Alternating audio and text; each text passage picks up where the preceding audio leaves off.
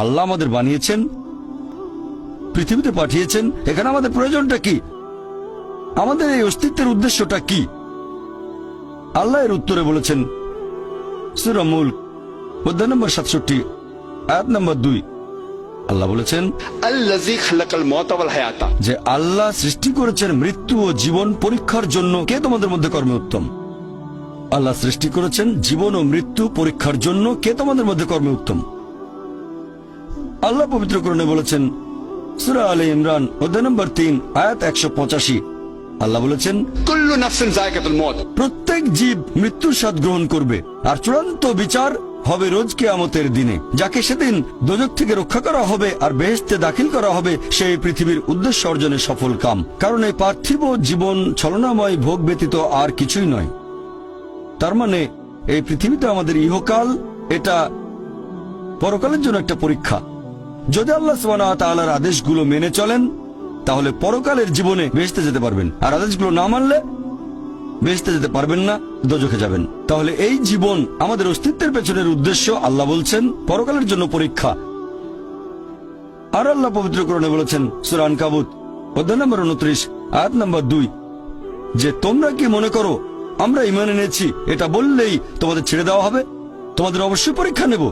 যদি শুধু মুখে বলেন আল্লাহকে বিশ্বাস করি, আমি একজন মুসলিম, আমি একজন মুমিন, এটা বললেই আল্লাহ ছেড়ে দেবেন? এখানেই পরীক্ষা শেষ? আল্লাহ বলছেন তোমরা জানো না আমি পরীক্ষা করব? শুধু বললেন আমি একজন মুসলিম, শুধু মুখে বললেন আমি বিশ্বাসী, মুখে বললেন আমি আল্লাহর কাছে নিজের ইচ্ছাকে সমর্পণ করি, তাহলে আপনাকে ছেড়ে দেওয়া হবে না। আল্লাহ অবশ্যই পরীক্ষা করবেন। আল্লাহ পবিত্র কোরআনে বলেছেন সূরা বাকারা অধ্যায় নম্বর 2 আয়াত নম্বর 155 আমি অবশ্যই তোমাদের পরীক্ষা করব ক্ষুধার ভয় দিয়ে, জীবন আর ধন সম্পদের ক্ষয়ক্ষতি দিয়ে, এবং ফল ও ফসলের ক্ষয়ক্ষতি দিয়ে। আর শুভ সংবাদ দাও তাদের যারা ধৈর্যশীল। আল্লাহ সবাইকে পরীক্ষা করবেন ভয় দিয়ে, ক্ষুধা দিয়ে, জীবন আর ধন সম্পদের ক্ষয়ক্ষতি দিয়ে, ফল ফসলের ক্ষয়ক্ষতি দিয়ে। আল্লাহ অবশ্যই পরীক্ষা করবেন। আর আল্লাহ এক একজনকে এক একভাবে পরীক্ষা করেন। আল্লাহ পবিত্র কোরআনে বলেছেন সূরা আনাম অধ্যায় নম্বর 6 আয়াত নম্বর 165। আল্লাহ বলেছেন যে তিনি কিছু মানুষকে অন্যদের তুলনায় বেশি মর্যাদা দান করেছেন। আল্লাহ সুবহানাহু ওয়া তাআলা কিছু মানুষকে অন্য মানুষদের তুলনায় বেশি মর্যাদা দিয়েছেন। আল্লাহ কোরআনে বলেছেন সূরা নাহল অধ্যায় নম্বর 16 আয়াত নম্বর 71 যে তিনি কিছু মানুষকে অন্য মানুষের তুলনায় শ্রেষ্ঠত্ব দান করেছেন।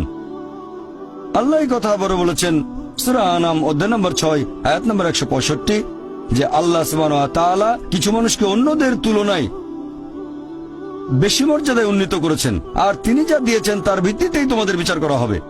এখানে অনেক লোকজন এভাবে প্রশ্ন করে আল্লাহ তাআলা এখানে সুবিচার করবেন কিভাবে? কেউ হয়তো জন্মায় গরিব পরিবারে, আবার কেউ জন্মায় ধনী পরিবারে, কেউ জন্মায় ভালো স্বাস্থ্য নিয়ে, কেউ জন্মায় অসুস্থ হয়ে।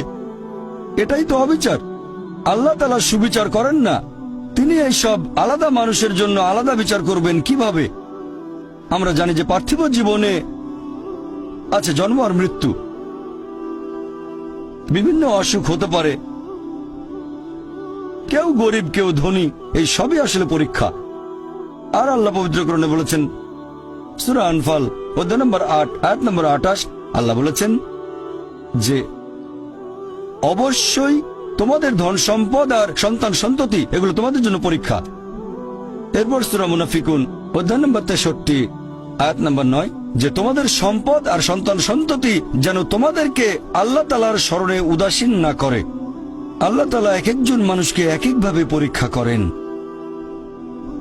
আপনি যদি কাউকে জিজ্ঞেস করেন যে ভালো কাজগুলো কি কি আর ভালো কাজগুলো কি, এ ব্যাপারে আস্তিক নাস্তিক সব ধরনের মানুষই তখন বলবে ভালো কাজ হচ্ছে দান করা, নিজে সন্তুষ্ট থাকা। কয়েকটা ভালো কাজের কথা বললে দান করার থাকবে। এখন একজন মানুষ পরোপকারী কি না সেটা আল্লাহ কিভাবে পরীক্ষা করবেন? কিন্তু সবার সম্পদ যদি সমান থাকে, পরীক্ষার ব্যাপারটা তাহলে আসবে কিভাবে? পরীক্ষা তখনই নেওয়া যাবে যখন কেউ হবে ধনী আর কেউ হবে গরিব। তাই আল্লাহ তাআলা এক একজনকে এক একভাবে পরীক্ষা করেন। হয়তো কেউ জন্ম নিয়েছে ধনী পরিবারে, তাই সম্পদ অনেক বেশি, আবার কেউ জন্মায় গরিব হয়ে। তবে যে লোকটা ধনী, ইসলামিক শরিয়া অনুযায়ী ইসলাম ধর্মের একটা স্তম্ভ হচ্ছে যাকাত, যে প্রত্যেক ধনী লোক যাদের সঞ্চয় নিসাব লেভেলের উপরে 85 গ্রাম স্বর্ণ, সে প্রতি হিজরি বছরে সেই সঞ্চয়ের 2.5% জাকাত হিসেবে দান করে দেবে। সেই লোক হতে পারে লাখপতি, হতে পারে কোটিপতি। যদি সে ঠিকমতো জাকাত দেয় তাহলে সে পাবে 5 নম্বর। হয়তো সে পুরো জাকাত দিল না, সামান্য কিছু অংশ দান করলো, যা দেওয়ার কথা তার 20% দিল, যেটা দেওয়া উচিত তার সামান্য অংশ দিল, তাহলে সে ফেল করবে। আবার কেউ হয়তো জাকাতই দেবে না, একেবারে শূন্য। আর গরিব লোককে কোনো জাকাত দিতে হবে না, সেভাবে ফুল নাম্বার। কিন্তু আমরা মানুষরা এভাবে বলি, আহা বেচারা লোকটা খুব গরিব, এই লোকটার জীবনে শুধু সমস্যা আর সমস্যা। আর ধনীদের দেখে আমরা মুগ্ধ হই। আমাদের প্রিয় নবী বলেছেন যে একজন ধনী লোকের বেহেশতে প্রবেশ করা গরিবের চেয়ে অনেক বেশি কঠিন। আর পবিত্র কোরআন বলছে সূরা আনফাল অধ্যায় নম্বর 8 আয়াত নম্বর 28, ধন সম্পদ তোমাদের জন্য পরীক্ষা, এটা পরীক্ষা। আমরা বোকা তাই এভাবে চিন্তা করি যে এই লোকটার অনেক টাকা, আল্লাহ অনেক রহমত দিয়েছেন, এটা একটা পরীক্ষা।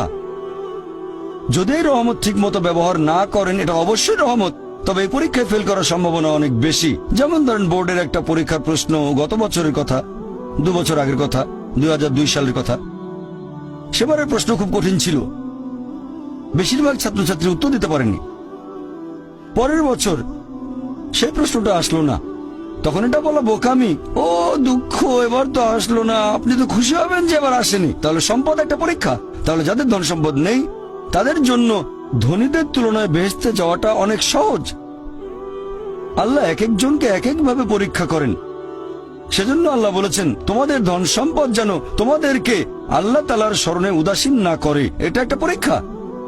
আরেকটা পরীক্ষা হচ্ছে সন্তুষ্টি, নিজে সন্তুষ্ট থাকা। আর আমাদের নবী মুহাম্মদ সাল্লাল্লাহু আলাইহি ওয়াসাল্লাম বলেছেন, এটা আছে সহিহ বুখারীতে খণ্ড নম্বর 8 হাদিস নম্বর 447, নবী বলেছেন যদি কারো কাছে একটা পর্বত সমান স্বর্ণ থাকে সে এরকম আরেকটা চায়। যদি কারো কাছে 1 পাহাড় স্বর্ণ থাকে তারপরও সে আরেকটা স্বর্ণের পাহাড় চায়। আর সর্বশেষে তার মুখগহ্বর পূর্ণ হয় কবরের মাটি দিয়ে। সে যত ধনী লোকই হোক, হয়তো সে পৃথিবীর মধ্যে সবচেয়ে ধনী লোক, তারপরও সে আরো বেশি সম্পদ চায়। মানুষ সন্তুষ্ট হয় না, বেশিরভাগ মানুষ কখনো সন্তুষ্ট হয় না। আল্লাহ পবিত্র কোরআনে বলেছেন সূরা নিসা অধ্যায় নম্বর 4 আয়াত নম্বর 32 যে আল্লাহ যেটা দিয়ে অন্য মানুষকে শ্রেষ্ঠত্ব দান করেছেন সেটার উপরে তোমরা কোন রকম লালসা করো না। এভাবে বলবেন না যে হে আল্লাহ তুমি অমুককে অনেক সম্পদ দিয়েছো, অমুককে অনেক সুন্দর একটা গাড়ি দিয়েছো, এমন কিছু আল্লাহর কাছে চাইবেন না যেটা অন্য কাউকে আল্লাহ দিয়েছেন। এতে লোকসান হবে আপনার। আর আমাদের প্রিয় নবী মুহাম্মদ সাল্লাল্লাহু আলাইহি সাল্লাম বলেছেন, এটা আছে সহিহ বুখারীতে খণ্ড নম্বর 4, আমাদের নবী বলেছেন যে সেই লোকদের দেখো যাদের ভাগ্য তোমার চেয়ে খারাপ, সেই সব লোককে দেখো না যারা তোমার চেয়ে বেশি ভাগ্যবান। তা না হলে তোমরা আল্লাহ তাআলাকে স্মরণ করায় অবহেলা করতে পারো, তা না হলে প্রতিপালকের প্রতি অকৃতজ্ঞ হয়ে যেতে পারো। তাহলে নবী বলেছেন তাদেরকে দেখো যাদের ভাগ্য খারাপ। তখন আপনি বলছেন আচ্ছা এই লোকটার তো কোনো গাড়ি নেই, আমার একটা মারুতি অন্তত আছে। তাকে দেখবেন না যারা সে মার্সিডিজ, ও আমার মার্সিডিজ নেই কেন, ওই লোকের গাড়ি নেই, আমার তো একটা আছে। আপনি আল্লাহকে ধন্যবাদ জানাবেন। যখন মার্সিডিজ গাড়ির মালিকের সাথে নিজেকে তুলনা করবেন, ও আমার কেন মার্সিডিজ গাড়ি দিলেন না, তাদেরকে দেখবেন যাদের ভাগ্য খারাপ। তাহলে আপনি আল্লাহ সুবহানাহু ওয়া তাআলাকে স্মরণ করছেন। আর এটাই বৈশিষ্ট্য মানুষের। এরকম একটা গল্প যে এক লোকের মনে অনেক দুঃখ, কারণ তার কোনো জুতো নেই। তারপরে সে একটা লোককে দেখলো যার একটা পাই নেই। লোকটা অভিযোগ করতো আল্লাহর কাছে যে জুতো নেই, আল্লাহর কাছে অভিযোগ করতো আমার কোনো জুতো নেই। তারপর সেই লোকটাকে দেখলো যার একটা পা নেই, তখন সে আল্লাহকে ধন্যবাদ জানালো আমার অন্তত 2টো পা আছে। তাহলে সন্তুষ্ট হওয়া একটা পরীক্ষা। আমাদের নবী মুহাম্মদ সাল্লাল্লাহু আলাইহি ওয়াসাল্লাম বলেছেন, এটা আছে সহিহ বুখারীতে খণ্ড নম্বর 8 যে সত্যিকারের সম্পদ হচ্ছে সন্তুষ্ট হওয়া, ধন সম্পত্তি নয়। সত্যিকারের সম্পদ হলো সন্তুষ্ট হওয়া, পরিতুষ্ট হওয়া। আপনার যা কিছু আছে সেটার জন্য বলবেন আলহামদুলিল্লাহ, সকল প্রশংসা আল্লাহর। তাহলে হবেন সত্যিকারের মুমিন, হবেন সত্যিকারের বিশ্বাসী, হবেন সত্যিকারের মুসলিম, সন্তুষ্ট থাকবেন। অনেকে এভাবে বলে যে কোন কারণে আল্লাহ সুবহানাহু ওয়া তাআলা কিছু মানুষকে জন্ম থেকেই বানিয়েছেন স্বাস্থ্যবান, কিছু মানুষকে আল্লাহ সুস্বাস্থ্য দেন, আর কেউ জন্মায় অসুখ বিসুখ নিয়েই, হয়তো বংশগত কোনো রোগ, হার্ট ডিজিজ, কেউ বা জন্মায় বিকলাঙ্গ হয়ে। আল্লাহ কি অবিচার করছেন? আল্লাহ পবিত্র কোরআনে বলেছেন সূরা নিসা অধ্যায় নম্বর 4 আয়াত 40, আল্লাহ সুবহানাহু ওয়া তাআলা কারোর সাথে অনুপরিমাণে জুলুম করেন না। এটা একটা পরীক্ষা।